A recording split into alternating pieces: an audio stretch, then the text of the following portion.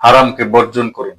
হারাম বলতে শুধু শুকরের মাংস না, হারাম কামাই করে যে খাবারই খাবেন আপনি সেটাই হারাম। যেহেতু খাবার তৈরি করতেছি এই জন্য বললাম খাবারের বিষয়টা। অনেকে মনে করে না আমরা হালাল খাই, কি আমরা শুকর জীবনও খাই না।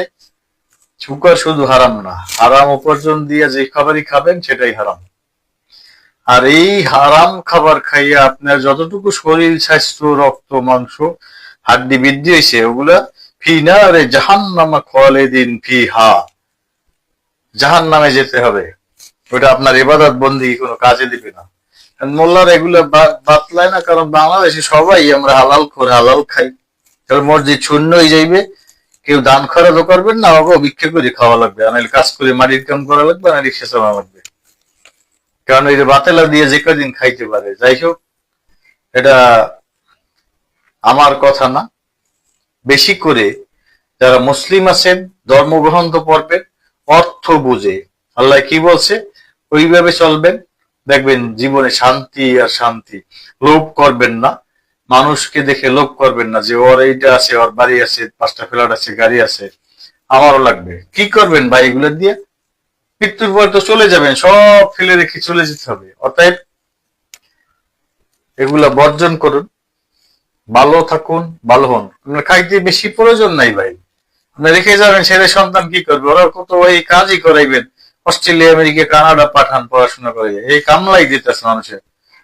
তাহলে লাভ কি? আপনিও কামলা দিলেন আজীবন, পোলাপান কামলা দিল, ওরাও কামলা দিল, কিন্তু সম্পদ অহরহ এই যে বাড়ি বিল্ডিং এগুলো পড়ে থাকে। আবার বুড়া বয়সে নাতি নাত করে দেখতে পান না, নিজেরা দুইজনে থাকেন, কাজের বিধি দিয়া দেখাশোনা করতে হয়। লাভ কি এগুলো করে?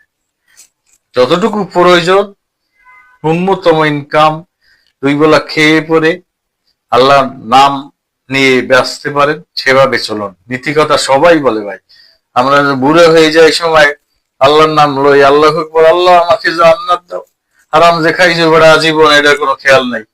আর হুজুরা তওবা পড়ায়, তওবার সিস্টেম আছে, তওবাতুন নসুহা। এই নসিহত করছে কে? নবী করিম সাল্লাল্লাহু আলাইহি ওয়াসাল্লাম। আল্লাহ নসিহত করছে যে এইভাবে তওবা করো।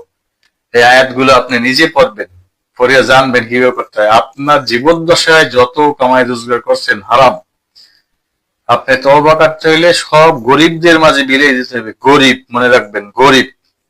আল্লাহ বলছে এখানে মসজিদ মাদ্রাসা মন্দির এটা সেটা না, গরিবদের মাঝে, ভাই বোন এগো মাঝে না, গরিব যারা ওদের মাঝে বিলিয়ে দিয়ে নিঃস্ব হয়ে আল্লাহর কাছে তওবা করবেন, আল্লাহ আমি ভুল করছি, আর করব না।